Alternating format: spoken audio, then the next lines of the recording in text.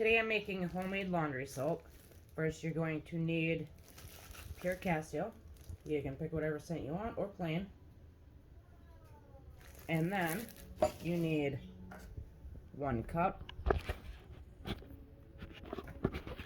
of Arm & Hammer laundry superwash soda. So we put that into what you can see here.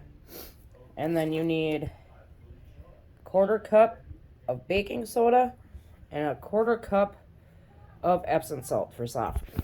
So we are going to do that now. I can get this set up. Alright. So Epsom salt.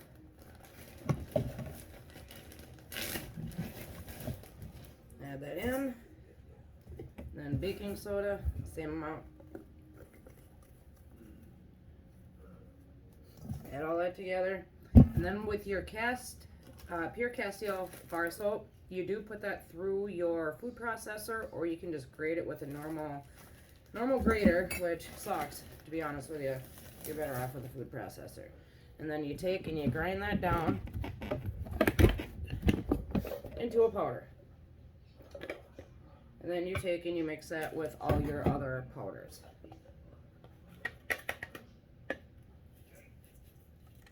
Alright, so that's it on what you add to it. Pretty simple. And then in a pan, you are going to have 4 or 5 cups of water heating to mix your soaps together. Once that's heated, then you need 1 gallon of cold water once it's all dissolved. And I'll show you that process in a minute. So our water's almost heated, as you can see. And that's where you're going to want to take this water here, and you are going to mix it in there. So this is your Castile bar soap grated down, your superwash soda, your baking soda, and your Epsom salt soda.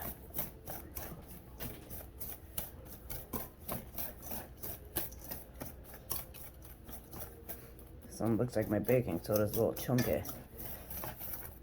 Alright, so we're going to take this over to this. We're going to mix it in this 4 to 5 cups of heated water.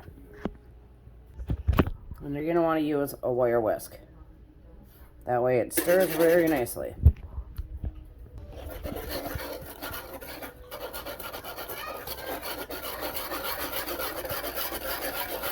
Almost looks like pudding.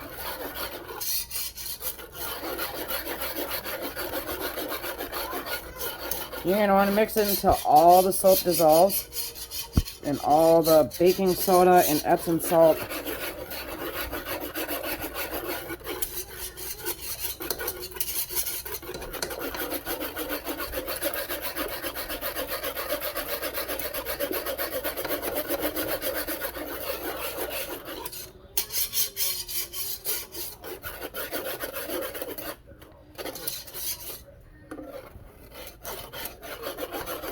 and if your water's not hot enough, it will tell you, because nothing's going to dissolve.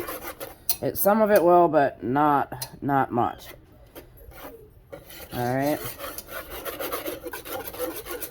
So now that that's dissolved, I usually keep my heat on just for a little bit before I turn it off to add the cold water, because you're going to want 1 gallon of cold water added to this. And it is normal for it to be foamy because you're using a wire whisk. Typically, before I do my stuff, I like to add my essential oils. I got Brazilian orange, more lavender, and lemongrass. It gives it that fresh scent of fresh laundry without all the extra chemicals added in. So I'm going to do that before adding in my cold water. Alright. I can get it open here. So I do about 10 drops of lavender.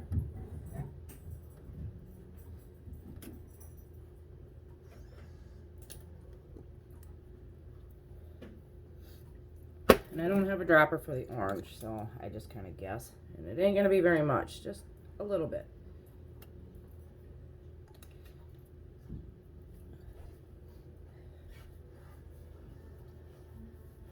Alright, and then your lemongrass. These come with automatic drippers. They're nice. So we're going to add a couple drips of that. Usually about 5 since we did orange also.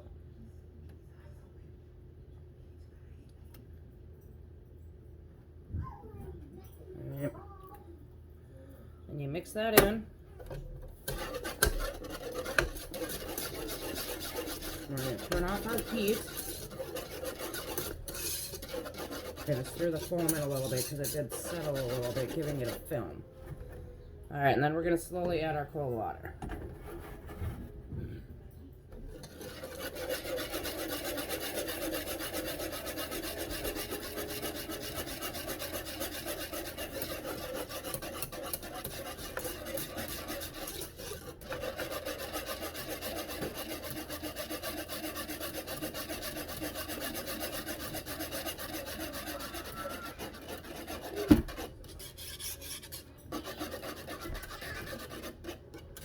Ta-da! You have homemade soap. Now I will warn you, once you do get it into a container, sometimes your soap does like to separate between doing laundry. So all you gotta do is just shake it up, mix it back together, and it works just fine. So it's something I've dealt with ever since I started doing homemade soap. So just be prepared that it might separate where your water's at the bottom and your solids are at the top. Just take and shake up your stuff. And then you'll be good. Now you got homemade soap. Enjoy! The containers I like to use to put my soap in are your normal apple juice containers. I just take the label off. It's plastic.